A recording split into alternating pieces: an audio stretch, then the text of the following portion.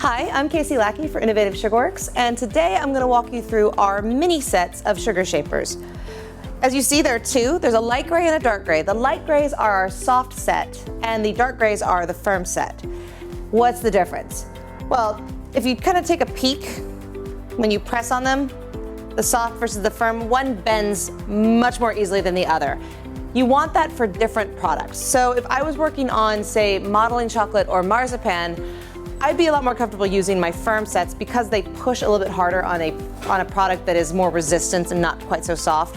Whereas if I'm working on gum paste or fondant, I usually go for my soft set because it will get the job done without tearing or feathering the product. And so as you see, they're all color coordinated. We've got our red chisel, which is our tri-tip chisel. This is probably one of my favorite chisels. I use this one for so many different things. But mainly it's great for doing fabric pleating or details like if you're modeling a face, like getting in there and going for eyelids, lips, noses. This is great for that because it's got three different sides. You can use it straight and get a perfect kind of concave beveled line, or you can lay it on either side to puff up your product underneath it, so you can get kind of like a fabric fold or fan pleating, or kind of like this part of your cheek and such. The next one is our orange shaper. This is the bone chisel. This is great if you're doing little tiny sugar flowers, like lily of the valley or hyacinth or anything that has a little tiny throat. You can actually model it around either side of these shapers and get that really deep set throat. It's also great if you're doing figure modeling to kind of go in and make eye cavities for inside of the nose. It's just kind of like a perfect round shape to kind of get in everywhere you want to do. So this is probably my second favorite. The third one is our yellow chisel. That's our flathead chisel. This one is great for blending. This is kind of like the go-to if you're trying to marry two pieces of gum paste or fondant together. You can just kind of use that guy to go through and blend that seam completely out. It's also really good if you need to tuck something in under another piece. So say you wanted to put a hand under the sleeve, you can just kind of take it and push your product under that sleeve to get that kind of seamless transition.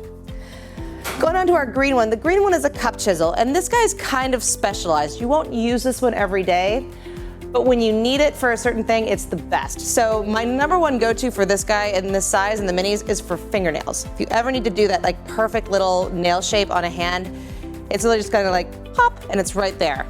The other thing it's great for are scales, dragon scales, fish scales. It's just that perfect shape to kind of go in and get that idea of a scale. Moving on to probably everyone's favorite is the blue chisel, and this is our pointed chisel. And this one is great for pretty much anything. You can use it to blend. It's a good tool to use to kind of draw out patterns and give yourself a roadmap as to what you want to do. I love it for picking up and putting things on, or getting into really fine details around eyes and lips and ears or any sort of other figure thing. And it's also really good for doing embossing. If you wanted to kind of give yourself a roadmap doing, say, if you're doing fondant pleating, you want to kind of go through and draw your pattern. It's kind of like a sugar shaper pencil. So I love that one. The last one is our purple chisel. It's also another one that's kind of specialized.